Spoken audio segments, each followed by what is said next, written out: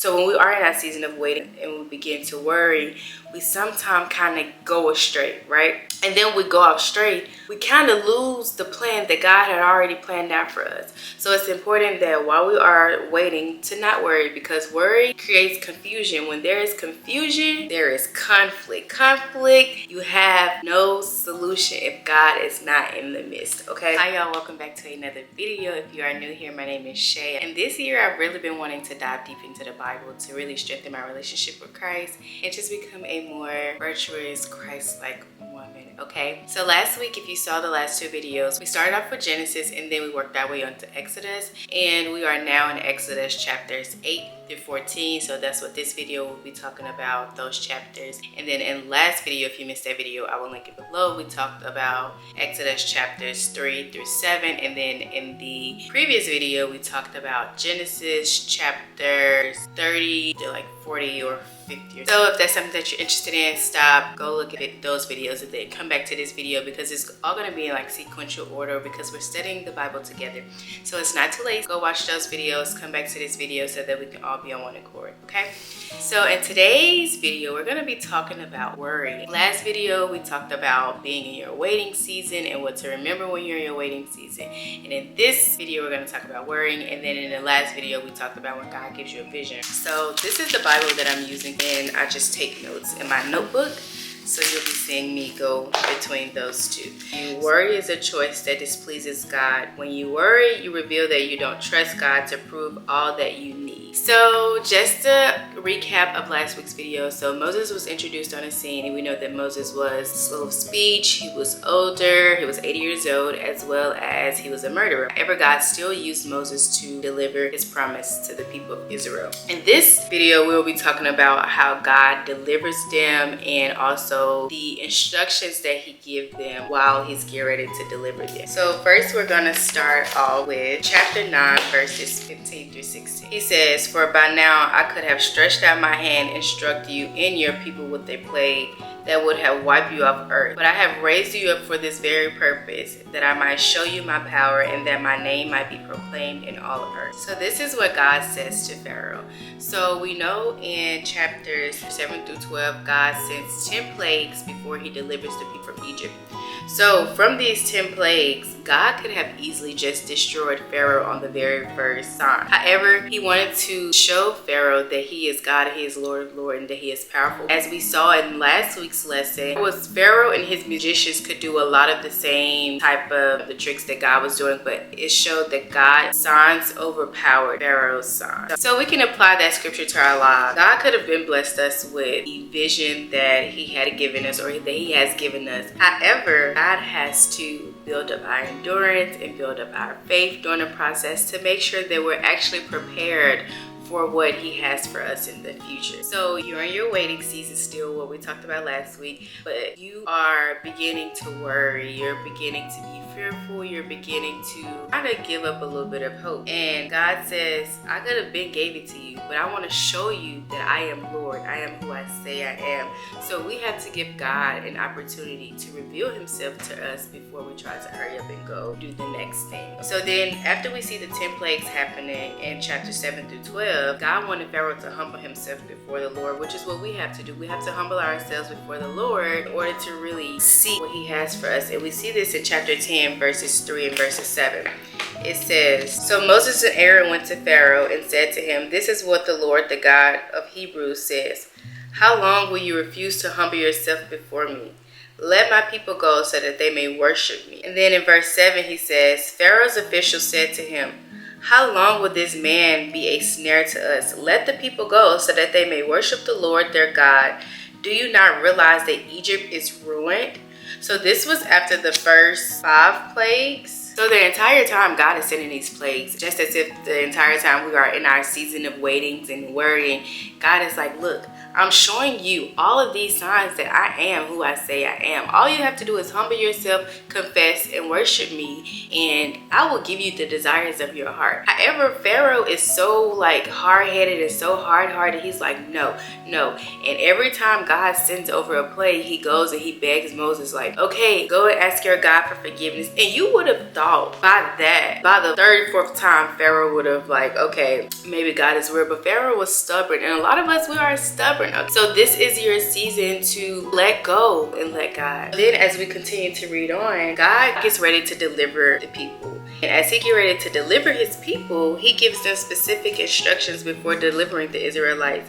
And they must follow God's exact lead in order to be delivered, in order for things to play out how God promised them to play out. Same in our lives. When God gives us specific instructions, we have to follow them in order to see and reap the benefits of the seed that we have sown. So then we can look in chapters 12 verses 30 through 31. So chapter 12 is when the Exodus happens. And remember in last week's lesson we talked about Exodus means mass departure of people. So the Exodus happens in chapter 12, and we can see this start at verse 31. It says, during the night Pharaoh summoned Moses and Aaron and said, up, leave my people, you and the Israelites. Go worship the Lord as you have requested. Take your flocks and herds as you have said, and go. And also bless me. Let's take a rewind. So in chapters 7 through 12, this is where, or 7 through 11, this is where all of the plagues happens. And then 12 is where the Passover begins. That is like where God is preparing the people for the Exodus, for the mass departure. So then after he prepares them for the mass departure, he gives them specific instructions. Remember, we just talked about these specific instructions. For instance, he says, he tells them how to eat, how to go about splitting food amongst different households. You see this in verses 4 and 5, and then he goes and talks about how to celebrate the festival of the unleavened bread. That's in verse 17. So he gives them all of these specific instructions. They must follow these instructions, and if they don't, they'll die. Because in the last plague, he instructs them to stay in the house while the destroyer comes through and kill all the firstborn sons of Pharaoh and all of the other Egyptians, and all of them will be saved, but they must stay in the house in between those times. So when we are in that season of waiting and we begin to worry, we sometimes kind of go astray, right? And then we go off straight, we kind of lose the plan that God had already planned out for us. So it's important that while we are waiting to not worry, because worry creates confusion. When there is confusion, there is conflict. And with conflict, you have no solution if God is not in the midst, okay? God kills all the firstborn sons. It says that there was not one house that did not have a dead person in it in all of the Egyptians' household. However, on the other side of the land where the Israelites were, there was not a shed of blood. There was not a piece of blood nowhere to be found. So it just shows how God will also protect you during the times of your waiting season and your season of worry. God continues to send Moses back and forth with the instructions and all of these things. And it's up to Moses to, of course, to go and do these things. But during this time, God is building endurance. He's building strength. He's building faith. He's building courage. And he's showing people that if you just follow what I am saying, everything that I have promised you, you will receive it. You just have to follow these specific instructions. So God gives these specific instructions to the people, and all we have to do is follow his lead. Freedom, the Exodus is happening. But then Pharaoh is like, wait, he comes to this realization. He's like, wait, did we really just let them go? Now we don't have nobody to work for us. And we see this here in chapter 14, verses 4 through 10. And it says, when the king of Egypt was told that the people had fled, Pharaoh and his officials changed their mind about them and said, what have we done? We have let the Israelites go and have lost their services. So he had his chariot made ready and took his army with him, and he took about 600 soldiermen. So Pharaoh goes after the Israelites, right? So God didn't say in your season of once he finally gives you what he promised, he didn't say that there wouldn't be any trouble, but he did promise us that he will protect us, and we talked about it in the last video. However, sometimes we may not see God's protection firsthand because our vision does not look how God's vision for our lives look like. And we see this here in chapter 14, verse 10, where it says, as Pharaoh approached the Israelites looked up, and there were the Egyptians marching after them. They were terrified and cried out to the Lord. They said to Moses, was it because there were no graves in Egypt that you brought us to the desert to die? What have you done to us by bringing us out of Egypt? Didn't we say, to you in Egypt, leave us alone. Let us serve the Egyptians. It would have been better for us to serve the Egyptians rather than to die in the desert. Moses answered to the people, do not be afraid. Stand firm and you will see the deliverance the Lord will bring you today. The Egyptians you see today, you will never see them again. The Lord will fight for you. You only need to be still. Ooh. It says you only need to be still. I already told you that God sent me here to deliver y'all. So now that they're saying that trouble is on the way, because sometimes when we get out of our situation and God elevates us to the next level, we think, oh, now that we have money, now that we have the dream job, now that we have the dream family, now that we have the dream husband, that things are supposed to be peaches and cream. But baby, your struggle is not over, okay? The fight is not over. The fight continues, because without no fight, there is no flight. There is no flight without the fight, okay? So then it says, God says to Moses, verse 15, chapter 14, it says, why are you crying out to me? Tell the Israelites to move on. Raise your staff and stretch out so that the Israelites can go through the sea on dry ground. I will harden the hearts of the Egyptians so that they will go in after them. And I will gain glory through Pharaoh and all his army, through his chariots and his horsemen. The Egyptians will know that I am the Lord when I gain glory through Pharaoh, his chariots, and his horsemen.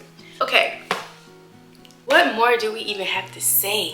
God just shows himself. He said, why are you worrying? Did I keep y'all enslaved for 430 years just to come here and let y'all die in the desert? Do y'all really think that's me? Do y'all really think I brought y'all out here to die? Do y'all think I sent 10 plagues when I could have been killed everybody here? 10 plagues saved y'all through all of those 10 plagues. Not a hair of each of one of y'all was touched. But y'all now are worrying? Now that y'all get this little taste of freedom, y'all begin to worry at the time that I have shown y'all. We have come this far. You think that I have come this far to forsake y'all? God is like, Moses, why are the Israelites crying? And Moses like, look, I told y'all. God said he gonna do what he gonna do. But also I feel like there's some worrying that's going on with Moses as well, because he's like, whew, all right, we made it this far. But then, all right, God, you didn't tell me we was about to go to war. So now we at war. So in this season of waiting, you have to remember that yes, it is of human nature to worry, but it's also of the spirit to have faith. And it's our goal as Christians is to be of the spirit, not of the flesh. So when there is trouble that comes your way, you have to be reminded that God will protect us. God will fight our battles, and we saw that again in our last video, and we also are seeing it here. So then you move on to verse 19. It says, then the angel of God who had been traveling in front of Israel's army withdrew and went behind them. The pillar of cloud also moved from in front of and stood behind them, coming in between the armies of Egypt and Israel. Throughout the night, the cloud brought darkness to one side and light to the other side. He stretched out his hand over the sea, and all the night the Lord drove the sea back with a strong east wind and turned it into dry land. The waters were divided, and the Israelites went through the sea on the dry ground, with a wall of water on their right and on their left. The Egyptians continued to pursue them. All the Pharaoh's horses and all the chariots and all the men followed them into the sea. 24. During the last watch of the night, the Lord looked down from the pillar of fire and the cloud at the Egyptian army and threw it into confusion. Remember what I said, where there's confusion, there's conflict. With conflict, there is no solution without God. Remember, at this time, Pharaoh not really even still believing in God. He just gave them off because he was tired of losing so much. At this point, he had lost firstborn sons, he lost flock, he lost trees, he was left with nothing, but he still didn't believe. So then it says here, and the Egyptians said, so the Egyptians, they noticing what's going on, but Pharaoh, a blind leading the blind, okay? You gotta make sure the people that you got in your circle, that's the point right there, the people that you have in your circle, you gotta make sure that they actually there for you. You can't have the blind leading the blind, because baby, y'all ain't gonna get nowhere. And we see this here, verse 25, it says, he jammed the wheels of their chariots so that they had difficulty driving. And the Egyptians said, let's get away from the Israelites. The Lord is fighting for them against Egypt.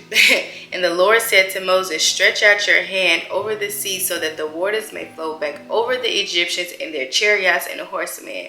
And that's exactly what Moses did. And guess what happened? Egyptians were fleeing toward it, and the Lord swept them into the sea. The water flowed back and covered the chariots and horsemen and the entire army of Pharaoh that had followed the Israelites into the sea. Not one of them survived. Didn't God say he was going to protect us? Did he say he was going to fulfill his promises? Didn't he assure us? And we talked about all this in the last video. So this is all a continuation. And we're seeing that they are now free. It says, but the Israelites went into the sea on dry ground. So not only did God fight their battle, while the Egyptians were swept underwater, the Israelites walked boldly and proudly on dry ground. They probably wasn't bold and proud yet. But when you have the Spirit of God within you and you reach your next level, you have to walk boldly. You have to believe, okay? And, you know, the Israelites, they are relieved that God has shown himself to them. And we see this in verse 31 of chapter 14. It says, and when the Israelites saw that the mighty hand of the Lord displayed against the Egyptians, the people feared the Lord and put their trust in him and in Moses, his servant. That's the end of 14. Do we need to go any farther? Yes, we're going to go farther in the next video, but let's stop here because that's a lot to ingest.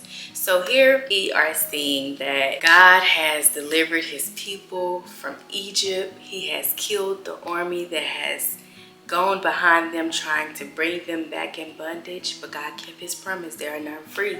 So now that they are free, the Israelites are like, God, thank you. You have shown us that you are who you say you are, as they are looking at all of the dead Egyptians that were just after them, the ones that kept them enslaved. God said the first shall be last and the last shall be first, and he will make your enemy your footstool. However, you have to have faith. You cannot worry. Worry and faith cannot coexist. Fear and faith cannot coexist. So when you are on this journey of becoming who God has called you to be, when you're on your journey of completing a mission that God has put you on, you have to remember that a part of the process, God did not say that there will not be struggle, but he did say that he will protect you and that he will guide you. And he showed this to the Israelites. He said that he will protect them. All we have to do is listen to the specific instructions that he gives us right here. God gives us specific instructions in his Bible and his teachings every single day. All we have to do is listen. We have to pray, and we have to remember that God continues to show himself and assures us. So while we are looking at the Israelites and Moses and how they obeyed God and how God freed them, we also can take a look on the other side, where those who refuse to humble themselves and worship God, they will eventually sink. They will fail. Although Pharaoh was considered a master over slaves, he still ended up being last because he never humbled himself and worshiped God. Don't be a Pharaoh. Humble yourselves. Have faith. Worship God. And acknowledge that he is the one and true ruler. So, we got to end it with the points. All right. Worry and faith cannot coexist. They were in bondage for 430 years. Okay, we see this in chapter 12, verse 40. It says, at the end of the 430 years, to the very day, all the Lord's divisions left in Egypt. 430 years. It took God 430 years for them to be delivered. That's 430 years of building faith, building endurance, forming your strongest soldiers. Because look, if they didn't have the strength that they had acquired over those 430 years, generations, they could have been like Lot's wife who looked back. Instead, they looked forward. Because they looked forward, even though they began to grow worried, God delivered them.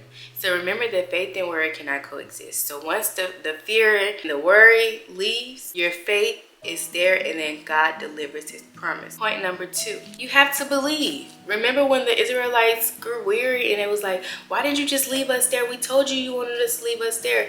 And God said to Moses, why are the Israelites crying out? Why? They have to believe. They have to have faith. Tell them to move on. Keep going. You have to believe. And in order to believe, you have to have faith. Point number 3, you got to move forward. You got to move on. It says, the Lord said, tell them to move on. You cannot be stuck in the past. You can't be focused on who you used to be, what you used to like, what you used to do.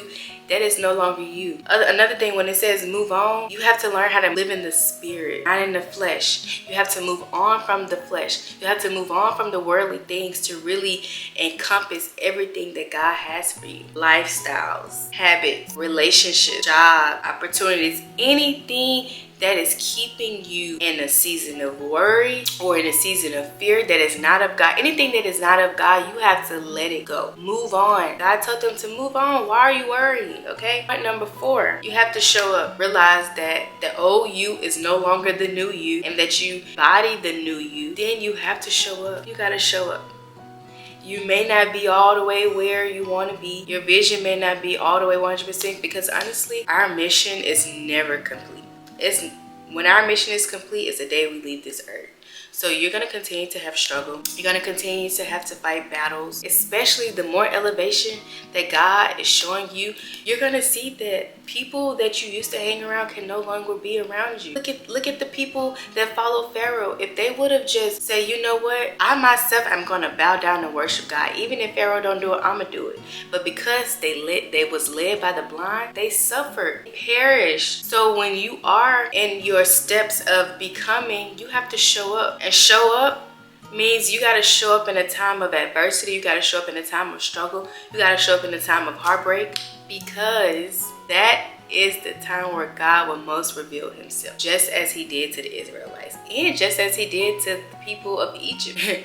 He showed up, but he showed up in a different way because they never humbled themselves. And it's crazy because a lot of them knew. People around you are going to know the goodness of God. They're going to have experienced him for themselves, but because they have not reached that level of spiritual maturity to humble themselves and die of the flesh and live in the spirit, they may just perish, and you can't perish with them. So think about that, meditate on this, and before we leave, you know, we got to always leave with something to think on. And as you go throughout the rest of your week and next week, how can you no longer worry? What are you laying to rest? What are you showing up doing? What battles are you no longer trying to fight? Are you believing now? Do you feel like you have the courage to actually believe and trust in God? Are you now feeling like you want to move forward? Are you ready to let go of your old life and walk into your new one? Are you ready to sacrifice some friendships, some relationships, some family members just to walk in spirit and walk in your purpose? Think about that, guys, and let me know.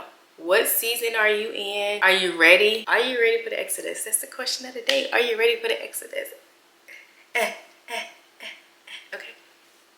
So I love y'all. If you have not read it, go back and read it. Come back to this video, rewatch it. Let me know what y'all think. Until next video, I love y'all. Bye.